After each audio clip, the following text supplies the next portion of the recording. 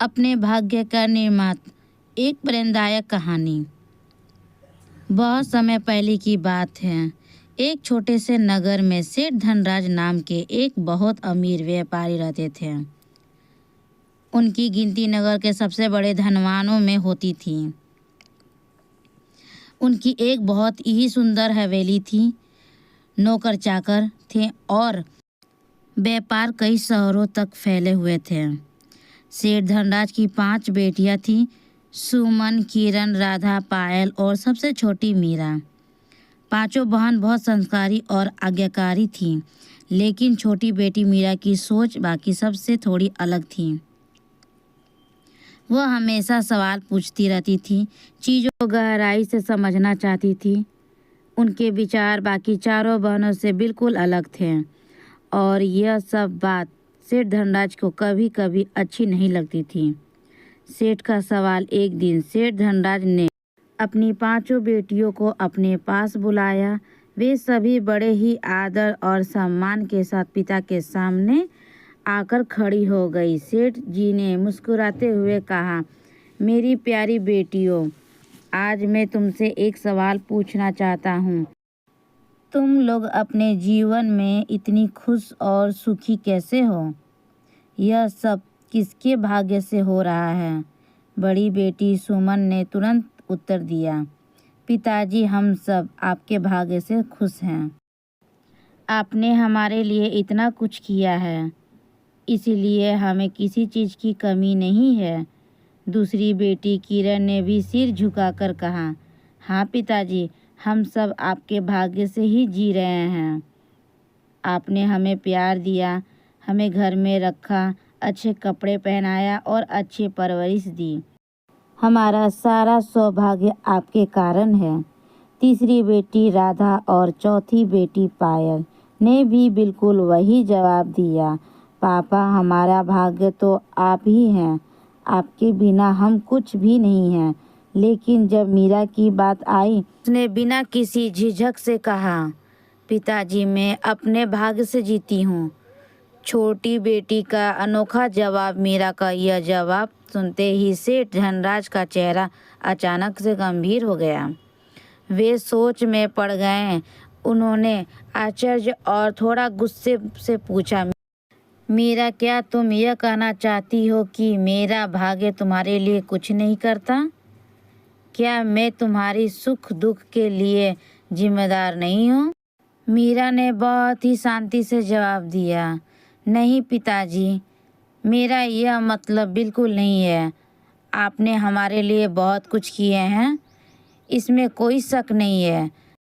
लेकिन मैं यह मानती हूँ कि इंसान का असली भाग्य उसकी अपनी मेहनत और सोच पर निर्भर करता है। अगर कोई खुद कोशिश ना करे तो दुनिया का कोई भी भाग्य उसके सफल नहीं बना सकता। सेठ धनराज का निर्णय। सेठ धनराज मीरा की बात से नाराज हो गए। उन्होंने सोचा कि छोटी बेटी घमंड में आ गई है। उसने जीवन का सच्चाई समझाने के लिए उन्होंने एक कठोर फैसला लिया। अगर तुम अपने भाग्य से जीती हो तो जाओ अपना भाग्य खुद को बनाकर दिखाओ, सेठ ने गुस्से से कहा। मीरा ने बिना किसी डर के पिताजी के बात मान ली और कहा, ठीक है पिताजी, मैं अपना भाग्य खुद बनाकर दिखाऊंगी। संघर्ष की शुरुआत। मीरा अपने पिता के घर से निकल पड़ी।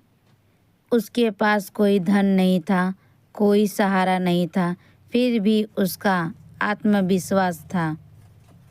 उसने ठान लिया था कि वह अपने भाग्य को खुद बनाएगी और यह साबित करने कि इंसान अपने कर्म से ही महान बनता है। शहर के बाहर पहुंचकर मीरा ने एक गांव में शरण लिया। वहां उसने काम ढूंढना शुरू किया, लेकिन उसे कोई बड़ा काम नहीं मिला। आखिरकार उसने एक छोटी सी दुकान पर बर्तन धोने का काम शुरू कर दिया। काम किया तो उसे बहुत थकान हुई। उसकी आदत नहीं थी इतनी मेहनत करने की, लेकिन उसने हार नहीं मानी। धीरे धीरे उसने उस काम से भी निपुणता हासिल कर ली। कुछ महीने बाद मीरा ने कुछ पैसा जमा की थी। उसने सोचा कि अब उसे कुछ बड़ा करना चाहिए।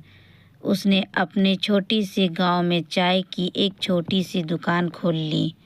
शुरुआत में दुकान पर ज़्यादा ग्राहक नहीं आते थे, लेकिन मीरा की मेहनत और ईमानदारी से उसकी चाय बहुत मशहूर हो गई। परिश्रम का फल। मीरा ने कभी भी कोई काम छोटा नहीं समझा। उसने हमेशा उसी काम को लगन और मेहनत से की। उसकी चाय की दुकान धीरे धीरे गांव की सबसे मशहूर दुकान बन गई। अब वो केवल चाय नहीं बल्कि नाश्ता भी बनाने लगी। कुछ साल में मीरा के पास इतना धन हो गया कि उसने एक बड़ा होटल खोल लिया। अब वो सिर्फ एक साधारण लड़की नहीं थी बल्कि एक सफल बिजनेसमैन बन चुकी थी। पूर्ण मिलन।